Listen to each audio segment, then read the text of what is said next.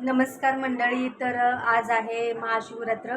तर महाशिवरात्रीसाठी स्पेशली मी बनवत आहे वरीचा भात. वरीचा भात कोण वरीचं तांदूळ बोलतो त्याला किंवा भगर बोलतो, आम्ही तर भगरच बोलतो. तर काय काय साहित्य घेतलंय चला आपण बघूया. इथं मी पाव किलो, हे बघा असे असते भगर, ही घेतलेली पाव किलो. पॅकेटच ठेवलेले असं, आणि चवीनुसार मीठ, मिरची कट करून ठेवलेली आहे, आणि इकडे शेंगदाणे असे भाजून ठेवलेले आहेत. कढई ठेवलेली आहे गॅसवरती. चला तर आपण बनवूया. त्याच्यामध्ये मी तेल टाकते.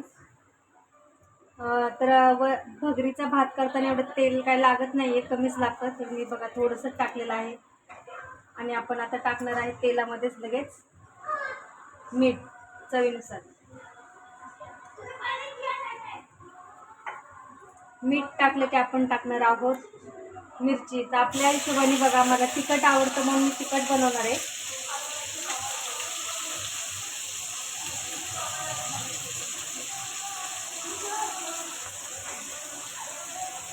याच्यामध्ये मी आता पाणी टाकते लगेच.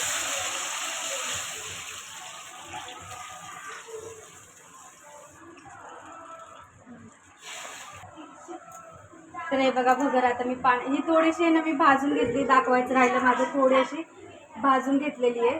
तर आता आपण त्याच्यामध्ये टाकूया.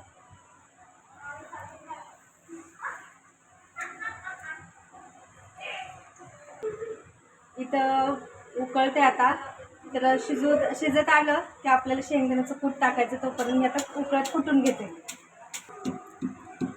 हे बघा असं चांगलं बारीक केलं, जास्त पण बारीक नाही, थोडं जाडसर ठेवलेलं आहे. तर आपण आता हे याच्यामध्ये टाकूया. थोडं हे लास्टलाच टाकायचं, थोडं शिजत आल्यानंतर. बघा मंडळी, आपला भगरीचा भात तयार झालेला आहे.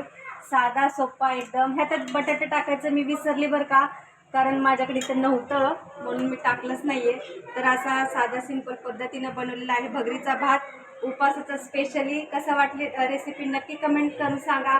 महाशिवरात्रीच्या सगळ्या माझ्या यूट्यूब फॅमिलीला खूप खूप शुभेच्छा.